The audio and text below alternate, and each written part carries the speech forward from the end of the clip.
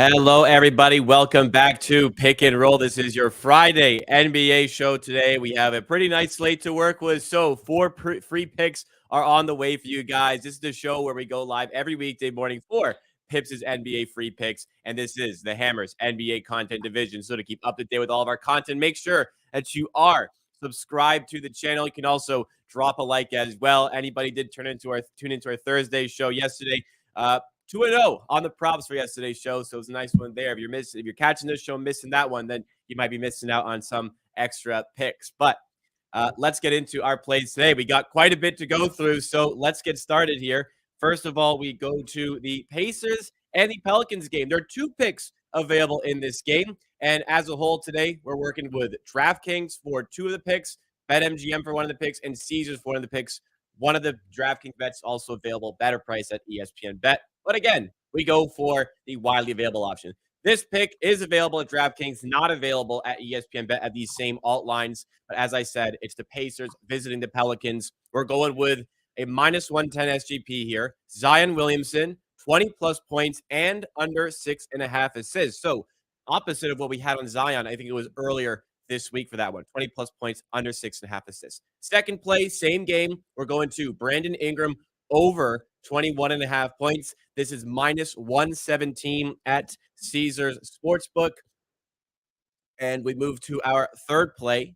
And this is the one at DraftKings, which is slightly better at ESPN Bet if you've accessed that book. Again, we go with the widely available options to make it easier for everybody to tail.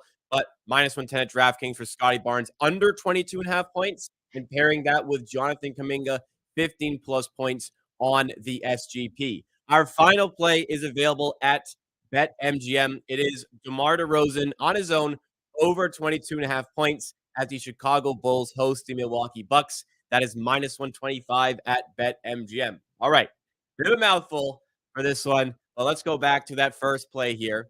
And once again, it was in that Pacers-Pelicans game. Zion, 20-plus points and under 6.5 assists. Pips, what do you see about the matchup here where we're going with Zion on his points and under assists? Or is this the same play that we had earlier in the week, the same points over, assists under? No, we had against Miami, we had under points and over assists. Right, that's And what it was. last game, it was a game against the Pacers. We had him over on Right. points. Now we are going back to the points on a lower line, going 20 plus, which should be easy cover for Zion. Last game, he hooked us with 20 field goal attempts and 5 free throw attempts. He had only 4 assists in that game, only 7 potential assists. And most of his assists are drive and kick to the three.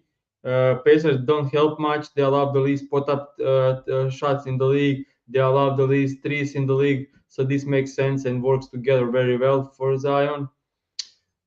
That's it. I don't need to say much. We had Zion over last time. Get in depth went there, but this is just like they are tunneling players to the rim. They want them to drive, attack Turner inside. Exactly what happened last time. It was back-to-back game for Zion, so maybe he wasn't as fresh as he should be. Now at home, of the good rest against the Pacers, great usage, great defense for him to attack inside and to go over points and stay under assists. Love this spot. There we have it on the first play here. Zion Williamson, fix my graphics. Zion Williamson on his points over and the assists under. But we have more plays in this game. Another one here. We're going to the other star player on this Pelicans team, Brandon Ingram. And you're also going to favor him on his points line here, minus 117 at Caesars. Talk to us about this one. It's almost the same. They are tunneling players to the rim, to the mid-range. And last game, we had Zion at 23 with huge usage. But who had even higher usage? Brandon Ingram. He played only 28 minutes because he came back from the injury and it was first back-to-back game of the injury. He played only 28 minutes and scored 30 points. He had season high 41% usage. That's like way higher than Embiid and Luka Doncic that they have this season. They are scoring on that kind of usage 32, 33, 34 points a game. So with that kind of usage against Pacers defense, and they didn't even try. any doubling. Just let him get his. He even shot below average 8 from 20 from the field, but he had 13 free throws. He got to 30 points. The best thing for this, why we bet this together, like we take a look at the shooting map. Ingram is mostly mid-range shooter. We can see that they are allowing a lot of mid-range and inside.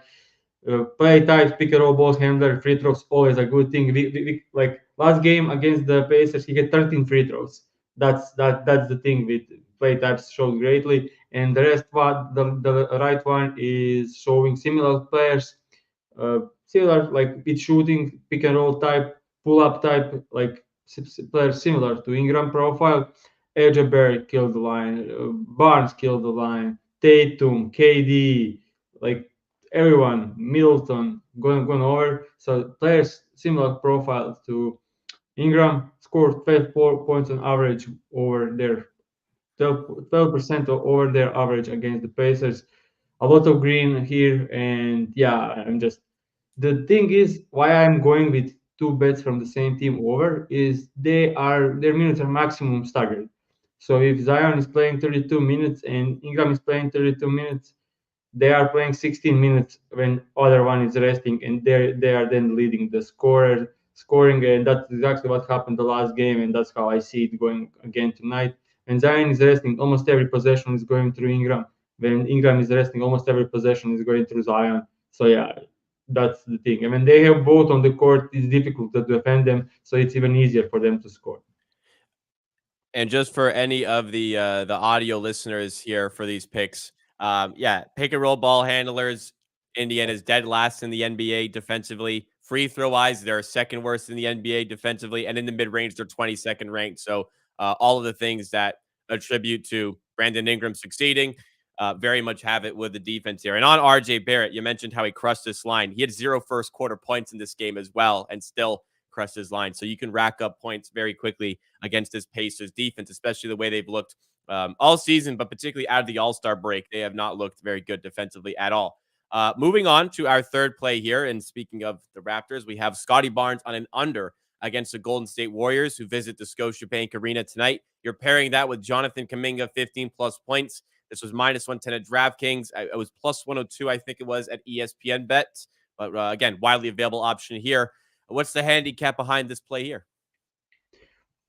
The most important part and biggest part of the bet is Barnes under on points, and that's with his performance with quickly and Barrett. He's just not scoring as much as he was before. As we can see on the graphic, with quickly and Barrett since the trade, he is under this line 70 out of 21 games, or average 18.2 points.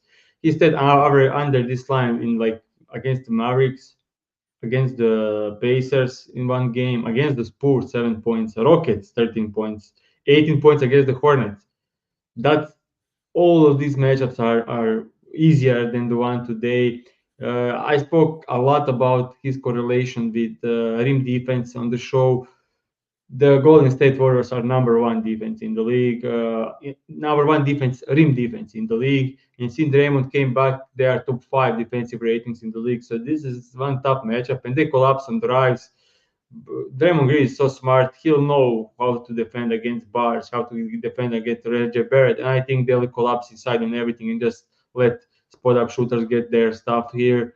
And if we can see on the graphic, 6 points lowest scoring of any of these 21 games came exactly against Golden State Warriors, and that was in a game without Draymond Green when Golden State defense wasn't even that good.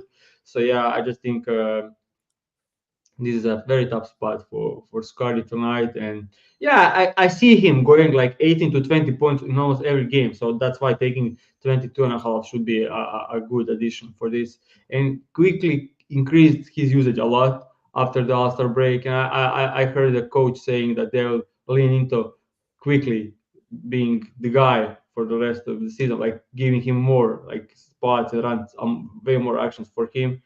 So yeah, that's the part. Second part is this Kaminga.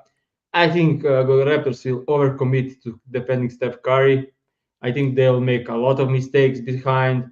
If they try to put Jacob at screen level, That's just easy drive to the rim for Kuminga, attacking the lanes, attacking off ball, moving in transition. I think this is a just perfect spot for Kuminga. Wiggins is out, so Kuminga minutes should be great in this one as well. So yeah, I just think look, I just like this handicap for Kuminga is overcommitting on Steph Curry, blitzing him, double him, and then behind the lines, behind the rotation behind are always terrible for the Raptors. They were terrible entire season. So yeah, Kuminga should be in a great spot there. I also think we could see a lot of pick and rolls between Steph Curry and Kuminga, where Kuminga is screening for Steph Curry. So yeah, makes a lot of sense.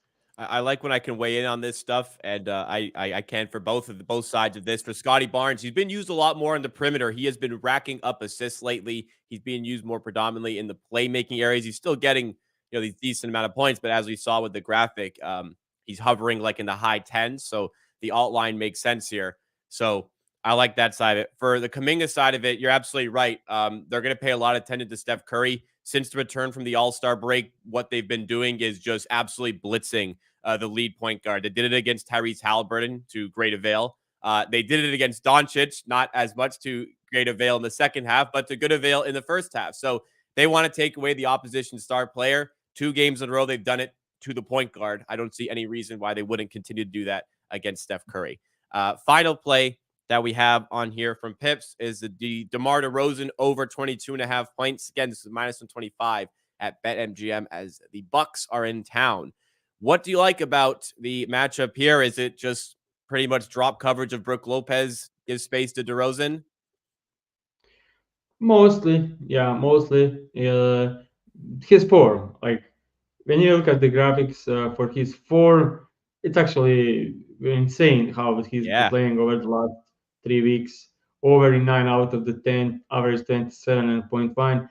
And if you look at the matchups, Wolves, very difficult matchup, number one defense in the league. Memphis, above average defense, slow pace, very difficult matchup. Orlando Magic, very difficult matchup, top five defense in the league. Cleveland Cavaliers, very difficult matchup, especially against pick and roll dominant ball handlers, 24 and 35 in the last game. Even against the Pelicans, who completely like number one defense of the against pick and roll ball handlers, again over. Like this graph shows all difficult matchups besides Hawks and Pistons, and he crashed the lines. He's playing 40 minutes a night, 38 plus to 40 minutes every night, getting 22 and a half. We can look at the play types below: free throws above average allowed, pick and roll ball handler defense, second worst in the league. And then you take a look at the mid range. We'll see. Like DeMar DeRozan is one of the best mid-range shooters of all time. Now gets a team who is 30 dead last in mid-range defense. Even at the rim, they are below average. Paint, non-restricted area, they are one of the worst in the league. And the last game against the Bucks, he scored 41 points. Yeah, makes sense completely. DeMar DeRozan, good mid-range shooter against the worst mid-range defense in the NBA on top of being on this great run. Those are the 4 picks that we have for today's show. Looking to bounce back a little bit. Had a great month of February as a whole. The last 2 days of February, unfortunately, did not go our way. We have a hook loss on Zion Williamson on Wednesday. And for Thursday, Kuzma, even despite overtime, gave us a little bit of a sweat later on as he started to put things in place. Ended up getting to overtime, but could not give us the win here. So 0-1 day for Kuzma. You had a lot of words on Twitter for Kuzma's performance. It was a bit strange. Do you want to describe it to the viewers here? Yeah, I don't know what happened with Kuzma. I expected him to be like aggressive. First quarter, one field goal attempt, then did nothing. Then the last 3 minutes of the half, he went on a crazy run, scored 10 points in like 3 minutes. Then another, like second half, first 15 minutes of the second half, 0 points, two field goal attempts. Then in the last 3 minutes, again started cooking. Then in the overtime, I did great to start the overtime, and then missed two threes to cover the line. Insane game. Like he had like out of 35 minutes, 7 minutes he played, he was passive, almost doing nothing for like I would say like 27 minutes.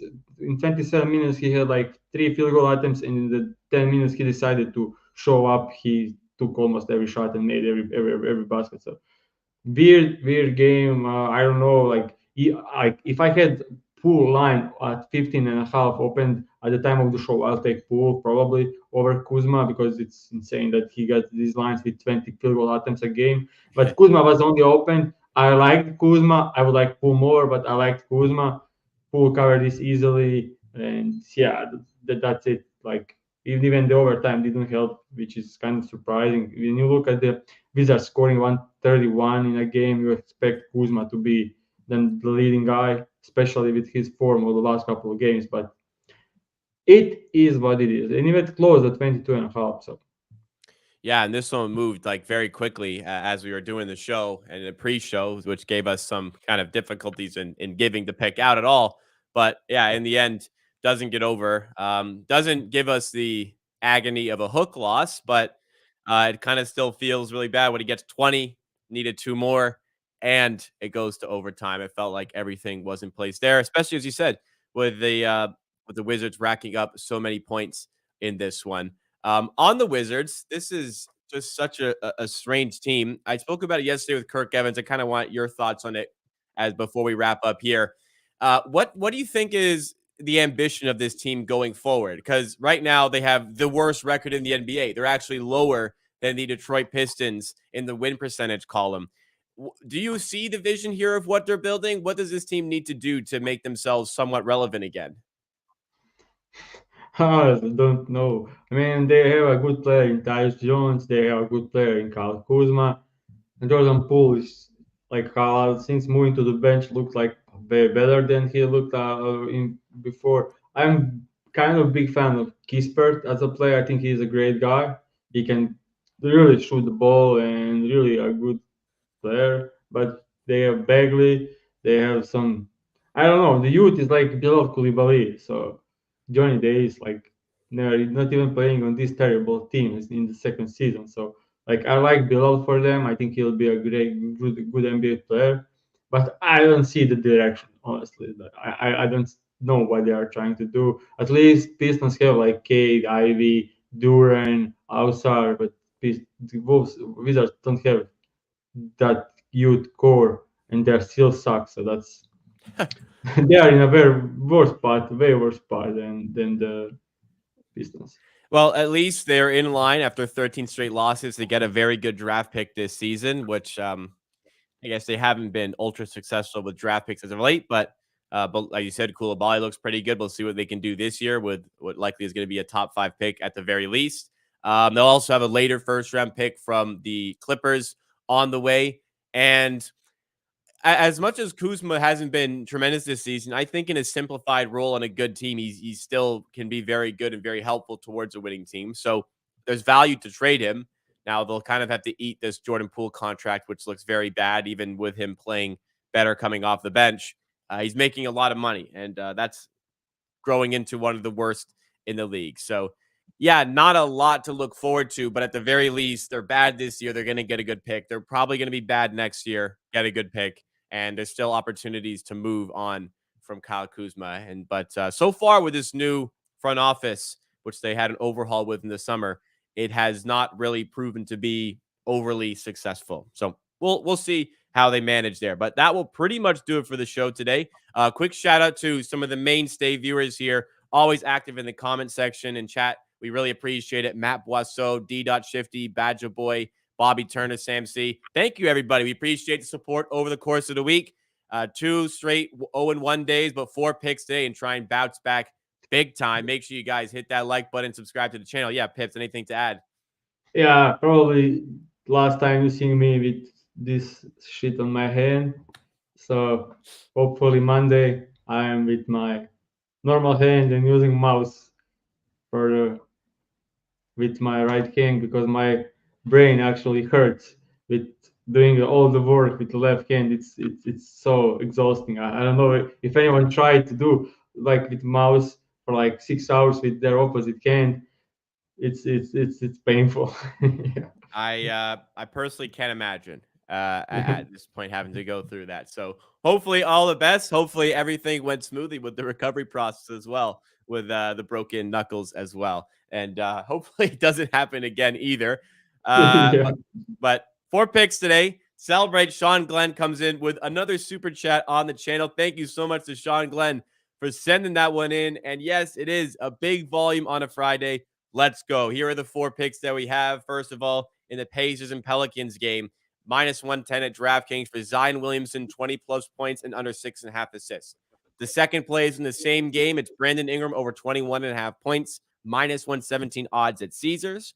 Third play is in the Warriors and Raptors game, a minus 110 SGP at DraftKings. It was plus 102 at ESPN. Bet at the time we gave it out as well. It's Scotty Barnes under 22.5 points. Jonathan Kuminga, 15 plus points. Final plays in the Bucks and Bulls game at Chicago. DeMar DeRozan over 22.5 points, which is minus 125 at BetMGM. Thanks so much, everybody, again, for another great week. We'll be back on Monday for more from Pick and Roll, and we very much hope to see you there. Thanks again, and have a great weekend.